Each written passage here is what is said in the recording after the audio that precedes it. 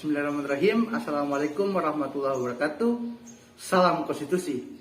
Perkenalkan, nama saya Aldin Saldi Daud, mahasiswa Fakultas Hukum, Program Studi Ilmu Hukum, Universitas NUPU, Kota Terdiri Kepulauan.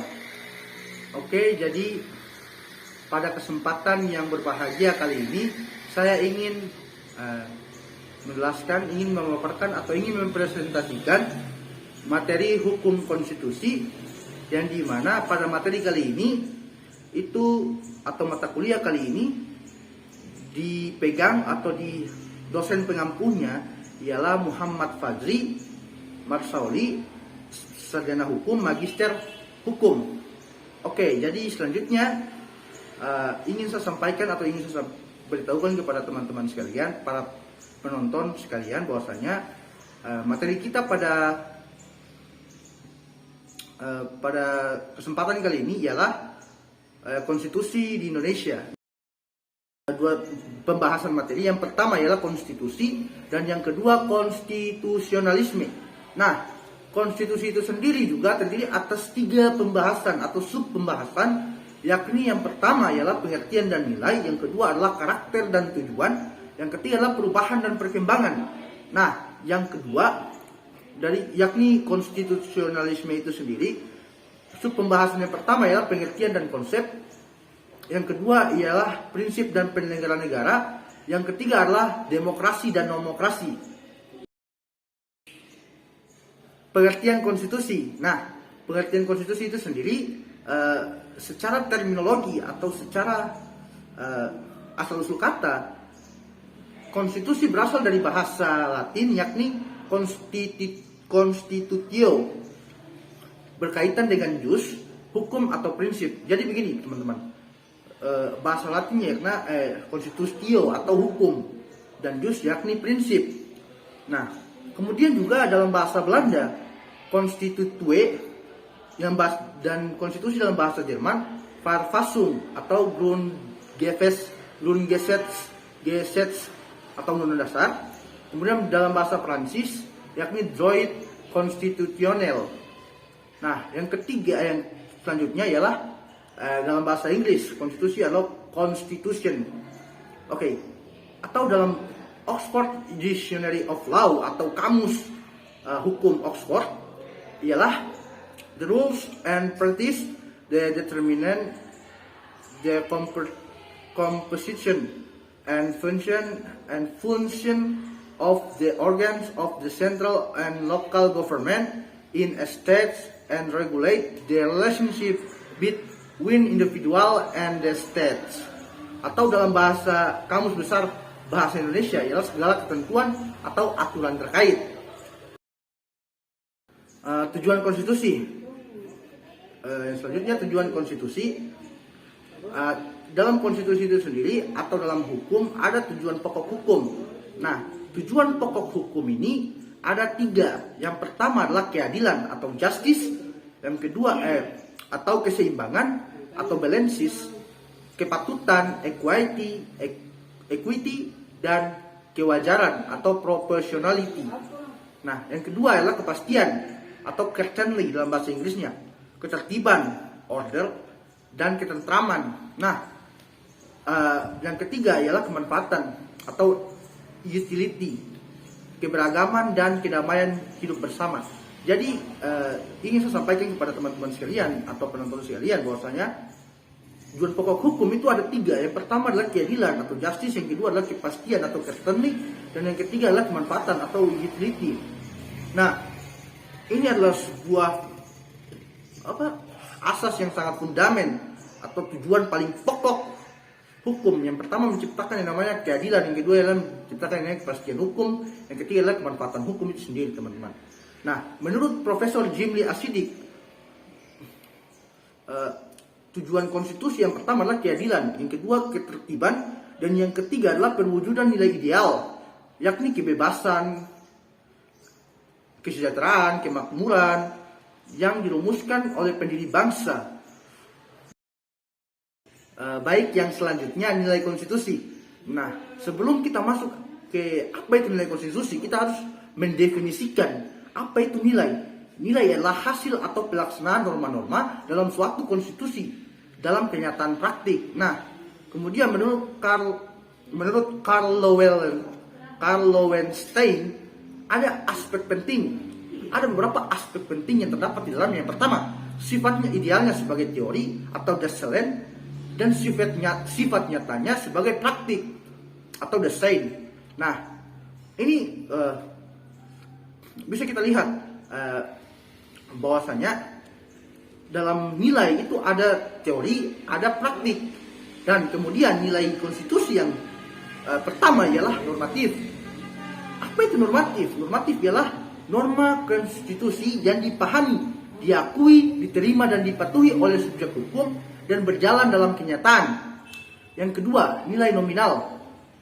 Norma konstitusi tidak dipakai sama sekali sebagai referensi atau rujukan dalam pengambilan keputusan. Dan yang ketiga ialah norma konstitusi hanya dihargai di atas kertas dan dijadikan jargon atas semboyan sebagai alat pembenaran belaka. Jadi kita lihat teman-teman, bahwasanya nilai konstitusi itu sendiri ada 3 nilai yang memang itu sangat fundamental. Tetapi lagi-lagi kita lihat bahwasanya apakah Indonesia, negara kita, negara yang berlandaskan hukum, yang mempunyai konstitusi negara yakni Undang-Undang Dasar 1945, itu sesuai dengan yang mana, apa yang dengan normatif, nominal, atau semantik. Baik, yang selanjutnya konstitusi tidak terkodifikasi. Nah, jadi ketika kita menggunakan perbedaan ketika kita menggunakan perbedaan konstitusi tertulis atau written constitution dan tidak tertulis atau unwritten constitution, sebenarnya tidak tepat. Nah, maksud tidak tepatnya adalah misalnya begini, Inggris tidak memiliki konstitusi tertulis, namun prinsip-prinsipnya dicantumkan dalam undang-undang biasa seperti Bill of Rights. Nah, jadi lebih tepat untuk membedakan antara konstitusi terkodifikasi dan konstitusi tidak terkodifikasi. Jadi bahasa yang seharusnya digunakan oleh orang-orang hukum atau para sarjana atau mungkin para praktisi hukum dan lain sebagainya, yang paling tepat menggunakan adalah konstitusi tidak terkodifikasi dan konstitusi terkodifikasi. Itu lebih baik, lebih tepat cara penyebutannya ketimbang konstitusi tidak tertulis dan tertulis. Jadi seperti itu. Baik, yang selanjutnya model perubahan konstitusi.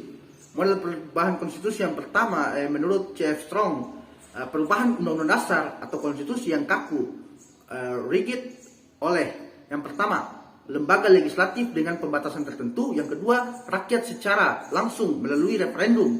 Yang ketiga, utusan negara-negara bagian dalam sistem federal. Yang keempat, kebiasaan ketatanegaraan atau suatu lembaga khusus. Nah, yang kemudian menurut Casey Ware mengenai mekanisme perubahan undang-undang dasar, yang pertama adalah perubahan resmi atau formal amendment. Yang kedua adalah konvensi ketatanegaraan atau constitutional convention. Yang ketiga ialah penafsiran pengadilan atau judicial interpretation. Nah, yang kemudian juga ada menurut Carl Smith dan Mahfud MD. Perubahan konstitusi atau model perubahan konstitusi adalah faktor konfigurasi yang berkuasa pada suatu waktu. Faktor konfigurasi yang berkuasa pada suatu waktu. Oke, baik, yang selanjutnya konstitusi luas atau kaku. Nah, jadi konstitusi luas atau kaku itu yang pertama, apakah cara mengubah konstitusi mudah atau sulit? Nah, jawaban yang pertama ialah lihat mekanisme dan tata cara untuk mengubah konstitusi termasuk yang diatur dalam undang-undang dasar itu sendiri. Yang kedua, luas, Inggris dan New Zealand. Kemudian rigid, Amerika Serikat, Kanada, Austria, dan Swiss. Nah, jadi apakah cara mengubah konstitusi mudah atau sulit? Jadi mudah dan sulitnya tergantung. Misalkan Inggris dan New Zealand sangat mudah, tetapi di Amerika Serikat dan Kanada, Australia dan Swiss itu sangat rigid atau kaku itu. Nah, kemudian apakah naskah konstitusi mudah atau tidak mudah mengikuti perkembangan zaman? Yang pertama, mudah atau fleksibel. dan sulit atau rigid. Nah, yang kedua, Undang-Undang Dasar mengatur hal-hal pokok dan penting apabila terlalu sering mengalami perubahan akan terjadi kemerosotan wibawa Undang-Undang Dasar itu sendiri. Jadi, apakah naskah konstitusi mudah atau tidak mudah mengikuti perkembangan zaman? Ya mudah, dia fleksibel, tetapi juga dia rigid atau sulit itu. Jadi itu bisa tergantung. Nah, kemudian Undang-Undang Dasar apabila terlalu sering dirubah, apabila naskahnya atau sering dirubah, maka terjadi kemerosotan wibawa dari Undang-Undang Dasar itu sendiri. Oke, jadi seperti itu.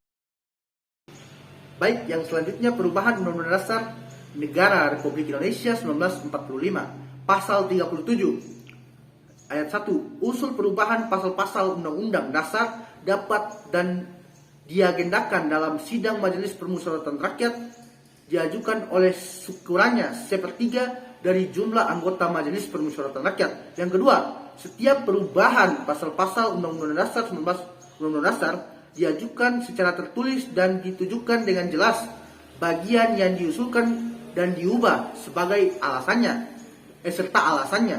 Kemudian yang ketiga adalah mengubah pasal-pasal Undang-Undang Dasar. Sidang Majelis Permusyawaratan Rakyat dihadiri sekurang-kurangnya 2/3 dari jumlah anggota Majelis Permusyawaratan Rakyat. Yang keempat, putusan untuk mengubah pasal-pasal Undang-Undang Dasar dilakukan dengan persetujuan sekurang-kurangnya 5% ditambah 1 anggota dari seluruh Majelis Permusyawaratan Rakyat. Yang kelima, khusus mengenai bentuk Negara Kesatuan Republik Indonesia tidak dapat dilakukan perubahan. Perkembangan konstitusi, perubahan atau pergantian. Nah, ini sedikit menarik teman-teman. Yang pertama, Undang-Undang Dasar 1945. Perkembangan konstitusi yang pertama atau perubahan atau pergantian itu, yang pertama Undang-Undang Dasar 1949. Yang kedua, Konstitusi RIS Republik Indonesia Serikat. Yang ketiga adalah Undang-Undang Dasar sementara 1950. Yang keempat ialah Undang-Undang Dasar 1945 periode 5 Juli 1959 sampai 19 Oktober 1999. Dan yang kelima Undang-Undang Dasar Negara Republik Indonesia tahun 1945 periode 19 Oktober 1999 sampai sekarang. Baik, konstitusionalisme atau pengertian konstitusionalisme. Jadi konstitusionalisme merupakan suatu paham mengenai pembatasan kekuasaan dan jaminan hak-hak rakyat melalui konstitusi KBBI 1999. Jadi konstitusionalisme adalah sebuah proses hukum dalam sistem ketatanegaraan menurut Daniel S. Leff tahun 1990. Law Action. Kemudian rationing atau pembatasan kekuasaan pemerintahan negara melalui hukum dan konstitusi itu sendiri.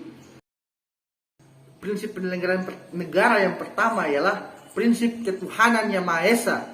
Nah, yang kedua adalah supremasi konstitusi atau the supreme of law of the land. Yang ketiga ialah cipta negara hukum, rule of law atau restate. Yang keempat ialah pemisahan kekuasaan dan prinsip check and balances. Yang kelima, sistem pemerintahan presidensial. Yang keenam, bentuk negara dan bentuk pemerintahan. Yang terakhir, paham kedaulatan rakyat dan demokrasi. Jadi, prinsip-prinsip penyelenggaraan negara. Yang pertama, saya jelaskan sedikit, prinsip ketuhanan yang Maha Esa. Bahwasanya negara ini kita mengambil contoh, bahwasanya negara Indonesia ialah prinsip ketuhanan yang Maha Esa. Bahwa yang seharusnya setiap insan atau setiap warga masyarakat itu harus memiliki Tuhan atau berketuhanan atau memiliki kepercayaan. Yang kedua, supremasi konstitusi. Nah, prinsip yang kedua dalam penyelenggaraan negara ini adalah hukum atau konstitusi itu sebagai supremasi tertinggi. Jadi konstitusi itu supremacy of the law itu sendiri. Yang ketiga, cipta negara hukum. Nah, cipta negara hukum adalah sebuah maksudnya ialah kita bercita sebagai negara hukum, kita kita adalah negara hukum begitu teman-teman. Saya ingin menjelaskan tapi saya bingung mendefinisikannya seperti apa. Tetapi saya harap teman-teman bisa paham dengan apa itu cita negara hukum. Ya, cita negara hukum ya kita adalah Indonesia adalah negara hukum begitu. Yang kemudian adalah pemisahan kekuasaan, prinsip check and balances. Nah, ini agak sedikit menarik teman-teman. Nah, pemisahan kekuasaan dalam kita sering mendengar namanya trias politika atau pemisahan kekuasaan itu. Nah, pemisahan kekuasaan dari legislatif, eksekutif, dan yudikatif. Nah, sistem pemerintahan presidensial. Nah, dalam konstitusionalisme kita atau prinsip penyelenggaraan negara kita itu berdasarkan pemerintahan presidensial teman-teman. Bahwasanya kita itu menggunakan presiden sebagai pemimpin tertinggi dalam negara, yang kemudian bentuk negara dan bentuk pemerintahan. Bentuk negara kita adalah kesatuan dan bentuk pemerintahan kita adalah bentuk republik. Nah, yang kemudian paham kedaulatan rakyat dan demokrasi itu sudah tercantum dalam Undang-Undang. Baik, yang selanjutnya ialah demokrasi dan nomokrasi. Nah, sebelum kita beranjak, bahwasanya kita harus tahu itu apa itu konsep kedaulatan berdasarkan Undang-Undang Dasar 1945. Nah, yang pertama kedaulatan rakyat, yang kedua ialah demokrasi. Nah, demokrasi ini ya, dan kemudian kedaulatan hukum atau nomokrasi. Nah, demokrasi adalah kedaulatan rakyat, sedangkan nomokrasi adalah kedaulatan hukum. Nah, itu harus dia balance atau seimbang teman-teman. Nah, itu gunanya atau orang sering mengatakan bahwasanya dalam peristilahan hukum atau dalam ilmu hukum disebut dengan demokrasi konstitusional atau government ruled by law atau demokrasi konstitusional. Demokrasi kita berdasarkan konstitusi, baik itu kedaulatan rakyat maupun kedaulatan hukum harus dijunjung secara tinggi. Ciri demokrasi berdasarkan hukum. Yang pertama ialah supremasi hukum, supremacy of law. Yang kedua adalah persamaan dalam hukum, equality of law, atau orang jangan bilang dalam istilah hukum atau asas hukumnya equality before the law, semua orang sama di mata hukum. Kemudian proses hukum yang baik dan benar, due process of law. Yang kemudian pemisahan kekuasaan atau separation of power. Yang ketiga, yang selanjutnya adalah keempat ialah peradilan yang bebas dan mandiri, independent and impartial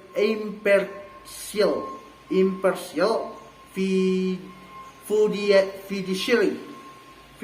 Aduh, teman-teman bisa baca sendiri di slide di belakang. Kemudian selanjutnya perlindungan HAM atau human rights protection. Yang kemudian selanjutnya peradilan konstitusi. Nah, constitutional court. Nah, ini agak sedikit menarik nih teman-teman. Setahu saya, dalam hemat saya, bahwasanya peradilan konstitusi kita itu masih belum ada. Ada. Atau kita sering mendengar ya Mahkamah Konstitusi yang tugasnya untuk merubah, melakukan pengujian terhadap konstitusi itu sendiri. Nah, kemudian yang selanjutnya adalah lembaga penunjang, state executive organ. Hierarki peraturan perundang-undangan. Nah, kita lihat sendiri ada slide di belakang teman-teman bisa lihat sendiri bahwasanya hierarki peraturan perundang-undangan kita menurut Undang-Undang Nomor 11 tahun 2012 atau sistematika atau hierarki perundang-undangan yang pertama ialah Undang-Undang Dasar 1945 sebagai konstitusi negara, yang kemudian TAP MPR, dan selanjutnya ialah undang-undang atau peraturan pengganti undang-undang. Nah, yang selanjutnya adalah peraturan pemerintah, dan selanjutnya lagi peraturan presiden, yang kemudian adalah peraturan daerah provinsi, dan yang selanjutnya lagi peraturan daerah kota atau kabupaten. Nah, hierarki perundang-undangan itu sendiri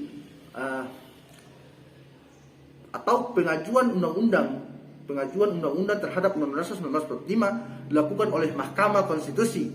Nah, pengujian undang-undang terhadap Undang-Undang Dasar 1945 dilakukan oleh Mahkamah Konstitusi, dan yang kedua adalah pengujian peraturan perundang-undangan di bawah undang-undang terhadap undang-undang dilakukan oleh Mahkamah Agung. Nah, pembagian pembatasan kekuasaan.